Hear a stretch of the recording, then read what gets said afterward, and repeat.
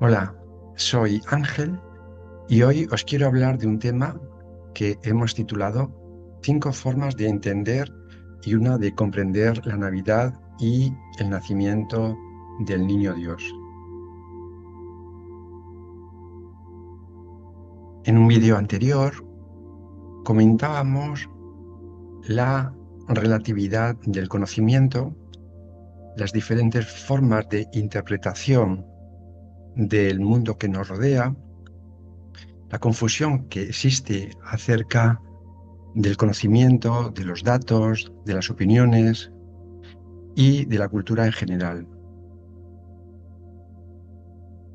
Vamos a intentar explicar cómo existen en todos los humanos cinco formas de entender esa información que nos llega e incluso una forma superior que hemos llamado de comprender.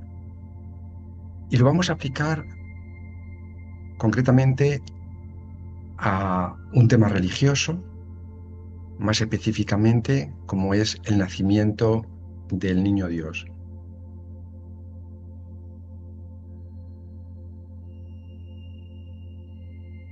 Esta grabación es un viaje a través de los niveles de conciencia. Os invito a oírlo hasta el final, a que hagáis vuestros comentarios al final del vídeo, a darle a me gusta y a suscribiros si no lo habéis hecho. Como digo, hemos hecho una clasificación en 5 niveles. Por un lado, el mundo de la creencia. Sería esa forma de entender basado en la aceptación de las ideas, de las opiniones, sin cuestionar. En este área, en este tipo de entender la información, existen diferentes grados. Por un lado, existe esa creencia pasiva, típica del niño, de la persona inocente, de la persona que no se cuestiona nada y que recibe la información tal y como es. Esa sería una forma. También es verdad que dentro de este nivel o de este grado hay distintas respuestas también relacionadas con el componente emocional. Se puede aceptar de forma pasiva y neutra, se puede aceptar de forma pasiva la información, creyendo, aceptando todo, como digo, sin cuestionar, y añadiéndole un toque de pasión, de emoción, de incluso de fanatismo o de dogmatismo. Esa sería un tipo de persona también, unos tipos de personas que aceptan esa forma de creer pasivamente. Otra también sería la creencia convencional, en la que las personas aceptan unos credos por conveniencia, sobre todo de tipo social, por pertenecer a un grupo. A veces es una aceptación interesada por no ser cuestionado dentro de ese grupo. A veces es una aceptación o una participación en ciertas creencias por obligación. Es el caso, por ejemplo, de ciertas épocas políticas de nuestra historia en el que las personas se veían obligadas a aceptar y a participar en ciertos credos por un motivo prácticamente de supervivencia. Existe un tercer grado que yo llamo creencia útil, que es esa de las personas que aceptan una creencia, pero que les sirve, le ayuda a vivir, a aceptar ciertos sucesos de la vida, también porque les sirve como ser parte de un grupo de personas, por sentirse acompañadas, por sentirse escuchadas. Este tipo de creencia hace una función terapéutica y, por tanto, es útil y yo lo respeto, puesto que siempre suelo comentar eso de que si algo te va bien, pues utilízalo, independientemente de si es verdad o mentira, de si hay errores o contradicciones, pero si a la propia persona le sirve, le es útil, pues es válido. Hay un nivel para mí más elevado que llamo creencia iluminadora. Es esa en la que la persona, puede ser una persona pasiva, sencilla, humilde, o incluso una persona convencional, o incluso que utiliza la religión de forma útil, pero que en ciertos momentos, ciertos mensajes, a veces la música que acompaña ciertos ritos, la puede colocar en un nivel más elevado. En otros casos, la persona se puede sentir conectada y acercarse a ese estado de gracia o de iluminación. Sería un estado más elevado dentro del mundo de la creencia. También hemos puesto aquí la fe. Normalmente suelo separar la fe de la creencia, pero esta última que estamos mencionando tiene que ver con la fe. Es algo que ayuda a la persona a conectar con otra realidad, con otra forma de entender, con otra forma de comprender. Es algo más vivencial, más experimental, algo más transformador y por tanto, pues tiene un grado mayor, un nivel mayor. Esta sería la creencia como forma de interpretar unos datos, unos hechos o una simbología. Luego existe también el pensamiento escéptico, el escepticismo, y existen las personas escépticas. También aquí hay diferentes niveles. Por un lado, la persona pasiva, la persona que muestra desinterés por todo, eh, bien sea porque no tiene una cultura, una inquietud, porque no se le ha educado en unas inquietudes, no ha mostrado ningún cuestionamiento y pues sencillamente rechaza cualquier tipo de información cultural o concretamente en este caso religiosa. Existe también un escepticismo convencional o social, que al igual que en el anterior, se debe a la pertenencia a ciertos grupos. Si uno está dentro de un grupo de personas escépticas, uno se comporta y se expresa de forma escéptica. Muchas veces esta participación en el grupo, tanto religioso como escéptico, tiene que ver con el miedo, con el temor a ser rechazado, a ser cuestionado.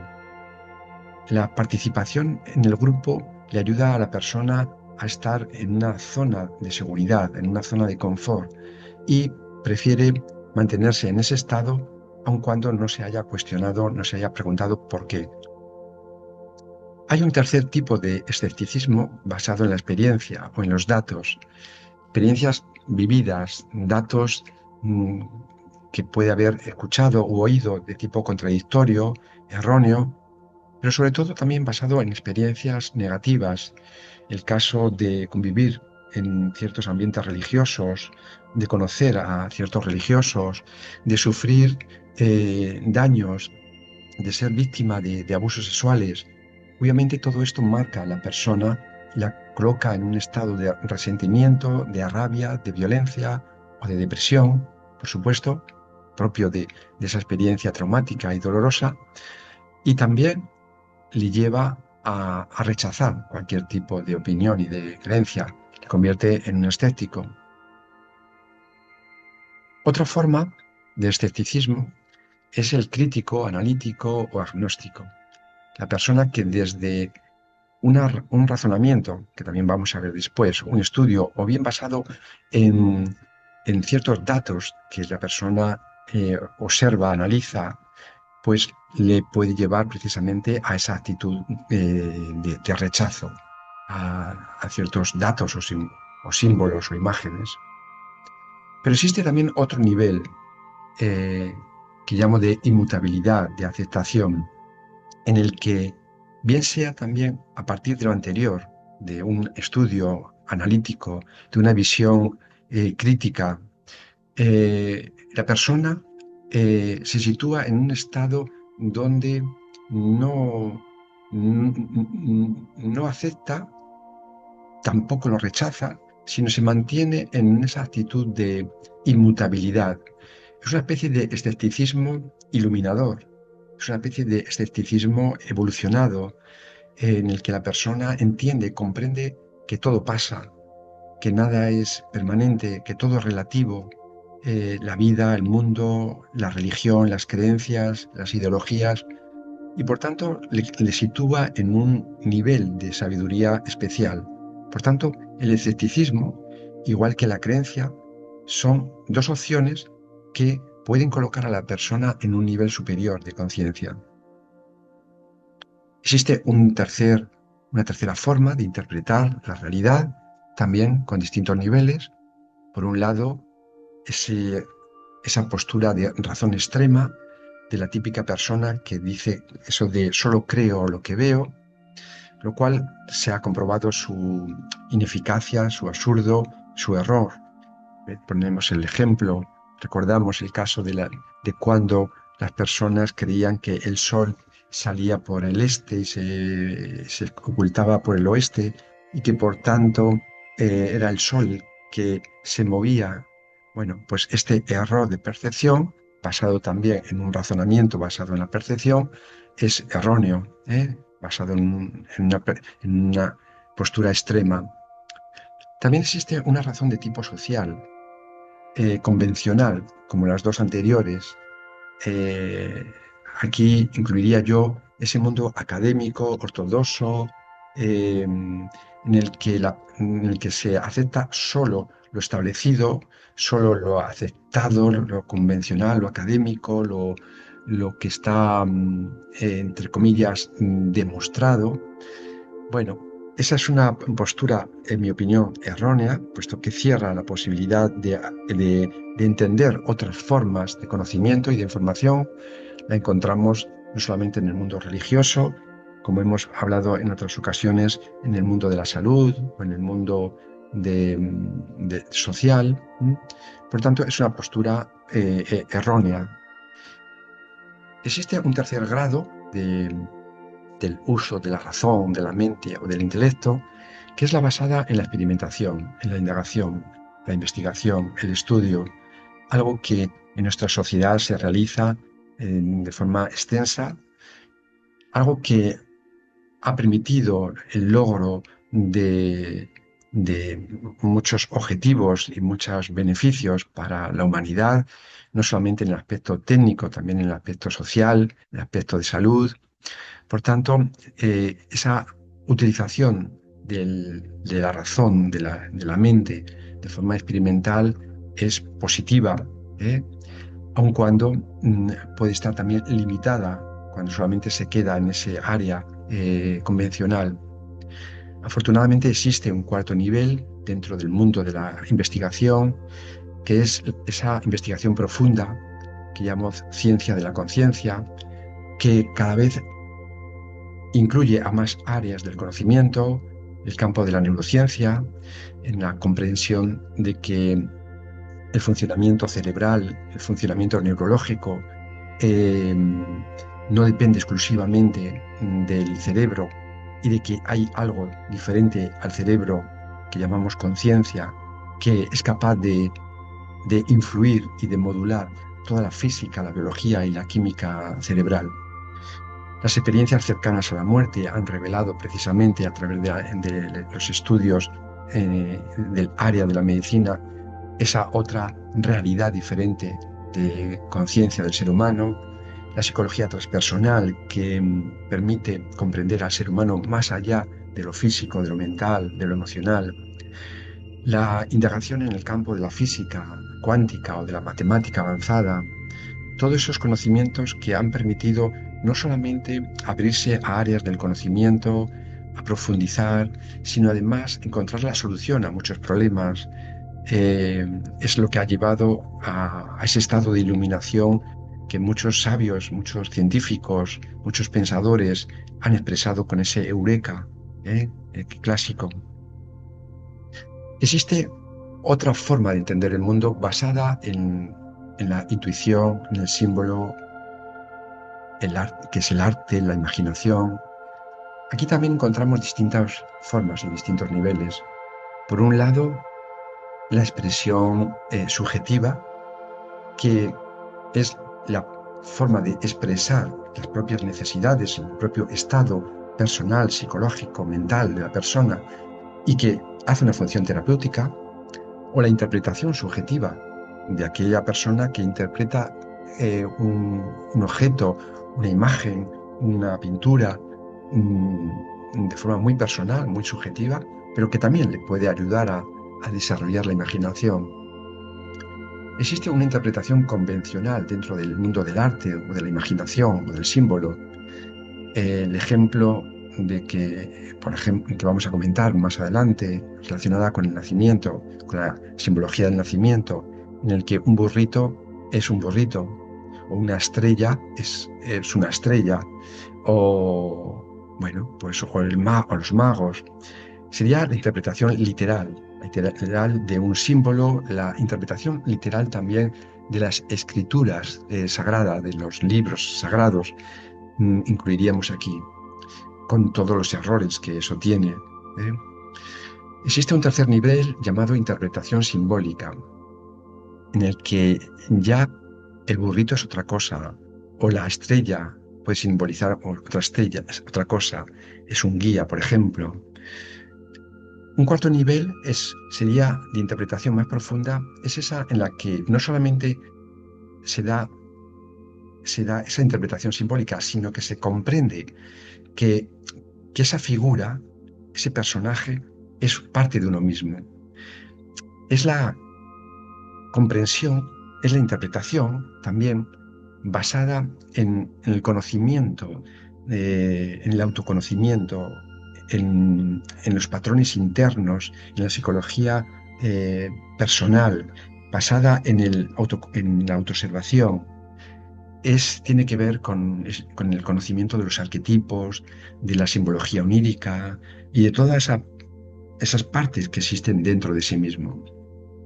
Hay una quinta forma de interpretación, al igual que existe en las dos anteriores, que llamo iluminadora, en el que ya el personaje, la persona, es capaz de entender ese símbolo no solamente como un símbolo o como una parte de sí mismo, sino es un estado de conexión con el arte en el que uno se siente parte de eso, sabe que uno es eso, que uno es el niño Dios, o el niño interior, o la niña interna, pero también, y cualquiera de las partes que puede aparecer, en este caso, como vamos a mencionar, luego en la simbología del Belén.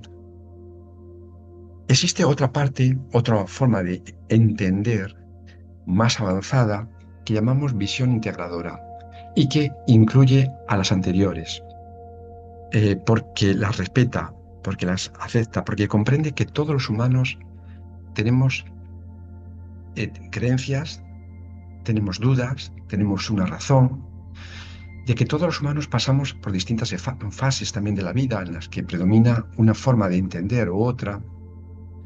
Por tanto, entiende la persona con esa visión integradora que tiene sus creencias. Por tanto, podemos decir eso de tengo mis creencias y no solamente eso, sino también sé cómo me condicionan mis creencias o tengo dudas, incertidumbre y las acepto con humildad, como le ha ocurrido a todos los sabios y a todos los santos y a todos los grandes personajes de la historia de la humanidad. Pero también que todos queremos comprender y entender la realidad y por eso utilizamos la razón, la mente y estudiamos, e investigamos.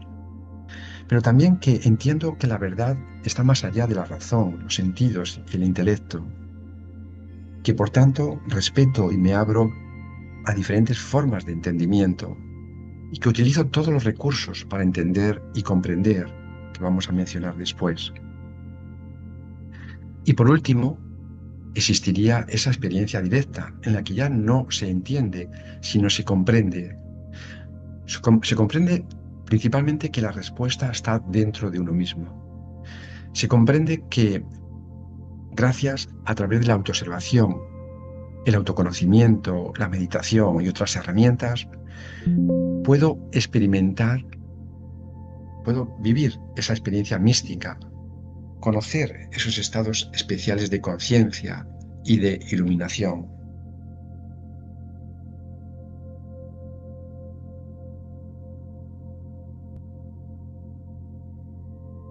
Puedo acceder a ese estado, que es una experiencia directa.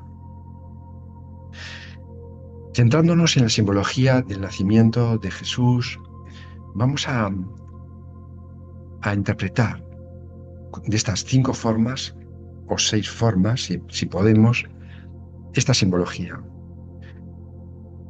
Nos han hablado, sabemos que no en todos los evangelios se menciona el nacimiento de Jesús, solamente en 2 de los 4 evangelios, lo cual lleva a la persona escéptica, por un lado, a interpretar que eso no existió o que eso es una alegoría.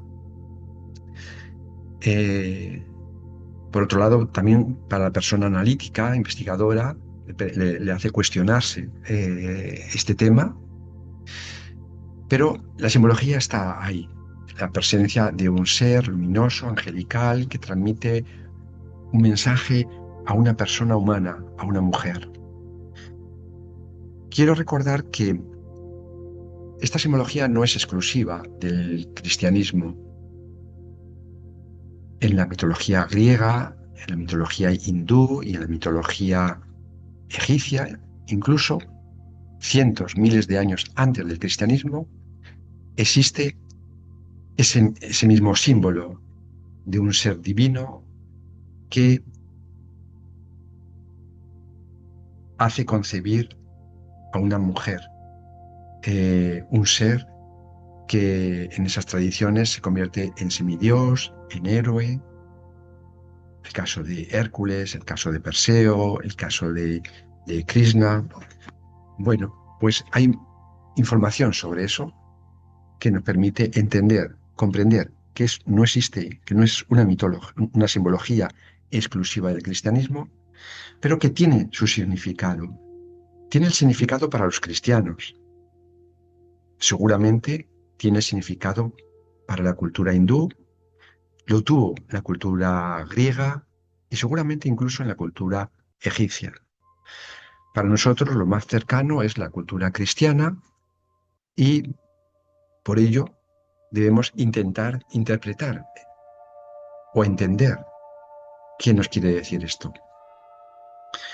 La presencia de seres luminosos, la transmisión, la comunicación de seres luminosos a los humanos de forma física, directa o a través de los sueños, como en el caso también de José, al que se le transmite el nacimiento de Jesús, o en el caso del otro José que visitó Egipto y al que se le invita también y se le revela información, o en otras personas de, del presente o de otras épocas en las que se han sentido en presencia de seres luminosos, de seres de luz, y se han sentido que recibían una información, una comunicación, un mensaje, una enseñanza, o se han sentido protegidos, acompañados. Recordemos, pues, todo la alegoría respecto al ángel de la guarda, o el ser, o el maestro interno que existe en otras culturas y en otras tradiciones, con forma religiosa, con forma relacionada con los mitos o sin forma. A veces la presencia, la sensación de sentir esa presencia puede ser sentida de múltiples formas, no necesariamente con forma humana, no necesariamente antropomorfizado. Volviendo a la simbología del Belén, nos encontramos con la imagen del burrito, de la vaca, de las ovejas, que desde un punto de vista literal, convencional, de la simbología convencional, pues son lo que decíamos antes, el burrito, la oveja, pero pueden representar otra cosa, pueden representar la parte animal, la parte de naturaleza o la parte instintiva. Obviamente estamos hablando de símbolos y por tanto aquí utilizamos el lenguaje de los símbolos, ¿eh? Cuando mencionamos, estamos también mencionando esa parte estética o esa parte racional. El niño que aparece en medio de la parte animal, también, también puede representar la parte egoica, subjetiva, instintiva, ¿eh? Bueno, siempre el niño nace en medio de esa parte más instintiva. También existe el personaje del pastor, de los pastores, que son capaces de ver la estrella que guía, que lleva al niño interior, al niño Dios. Los pastores que representan la humanidad, representan a la persona humilde, sencilla, también puede representar a la persona que guía a, a las ovejas, al rebaño, a las personas.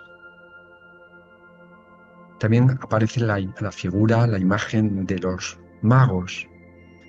Eh, Algunos estudiosos dicen que había más de 3 magos. Por supuesto, otros escépticos niegan el tema de que fueran reyes, pero los investigadores también y los estudios y la historia y el conocimiento nos informa de que los magos venían de Oriente. De Oriente es esa zona de Caldea, de Babilonia, esa zona donde había toda una cultura de astrología, de astronomía, una cultura de interpretar los astros. Por tanto, la presencia de los magos es importante, no solamente desde el punto de vista histórico, como dato también que corrobora esa información de otras culturas, sino como la presencia de arquetipos que existen también dentro de uno, como parte de uno que tiene que desarrollar dentro de sí mismo el aspecto de la magia tan denostada, tan descalificada, tan rechazada, tan cuestionada de muchos aspectos. Bueno, pues en el nacimiento de Jesús y en el nacimiento del niño Dios y en toda esta simbología, la presencia de la magia y de los magos tiene que hacernos pensar en su importancia. Todo un proceso de comprensión, como decíamos antes, que no se puede quedar solo en una interpretación, sino en una comprensión, en un estado de revelación, de iluminación, de entendimiento superior, más allá de la simbología, más allá de los hechos históricos, más allá del personaje que vivió hace 2000 años. Toda esa simbología, en mi opinión, tiene un objetivo y es transmitirnos la enseñanza de que existe ese niño Dios dentro de cada uno, dentro del corazón, de que tenemos que descubrirlo, de que tenemos que conocerlo y de que tenemos que seguir un proceso de evolución para transformarlo ya no en el niño, sino en el maestro, en el sabio, en el filósofo. Es la enseñanza de Jesús, es la enseñanza seguramente de otros personajes que en otras épocas, hace ya más de 2000 años, también nos transmitieron y que fue seguramente interpretada de forma errónea en sus orígenes y después descalificada por por otras formas de interpretación de personajes fanáticos, radicales, dogmáticos, que querían solamente hacer presente eh, un culto y no el culto universal.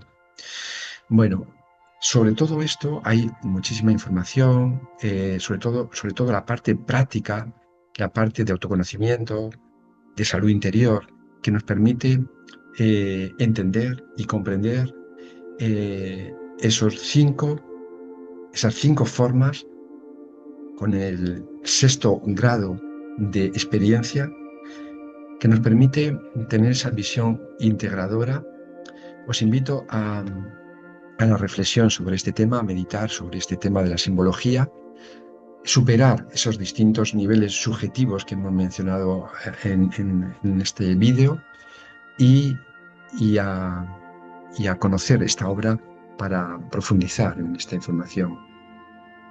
Espero que os guste. Como os decía antes, os invito a suscribiros y a darle a me gusta y a hacer comentarios sobre esto. Esta es una información, pues, como comentaba antes, eh, hay toda una información mucho más amplia y unos textos más amplios que los que estéis interesados o podemos compartir.